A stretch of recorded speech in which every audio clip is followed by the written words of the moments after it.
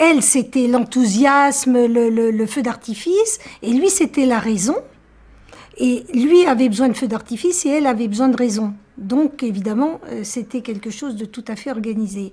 Mais c'est vrai qu'on a eu en face de nous l'image d'un couple extrêmement uni, avec des coups de gueule. Avec des coups de gueule, mais avec des décisions importantes prises à deux. Hein. Moi, quand ils ont décidé qu'Ho Chi Minh viendrait vivre chez mes parents, moi, j'allais naître. Hein. C'est une décision qu'ils ont prise à deux. Quand elle a arrêté de faire des campagnes politiques, c'est une décision qu'ils ont prise à deux. Quand elle a décidé de se lancer dans un enseignement qui lui faisait emmener ses élèves pendant un mois, faire des fouilles un peu à droite et à gauche, toutes ces décisions se prenaient à deux. Et quand lui partait dans les pays de l'Est, en Chine, en Afrique, etc., c'était des décisions qu'il prenait.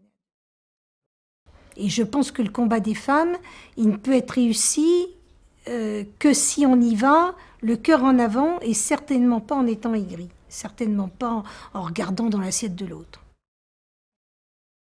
C'est étrange parce que je trouve que les femmes et la tapisserie, ça va ensemble. C'est-à-dire que c'est une création.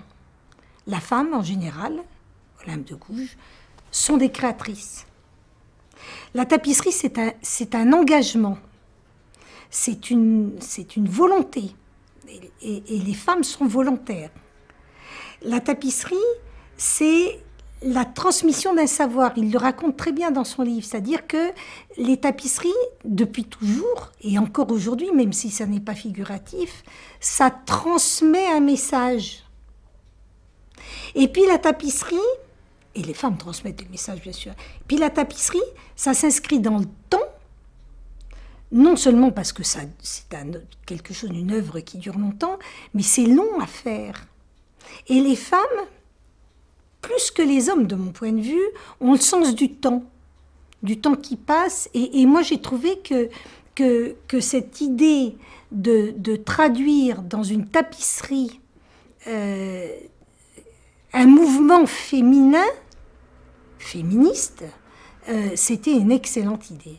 Ça vient d'un homme, certes, mais je trouve que c'est une excellente idée. Voilà.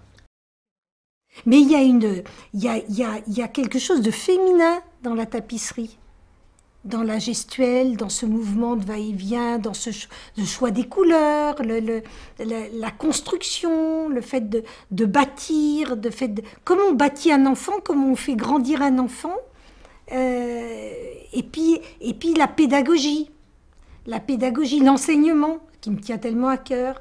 Moi, j'ai trouvé que tout ça faisait un tout à fait formidable.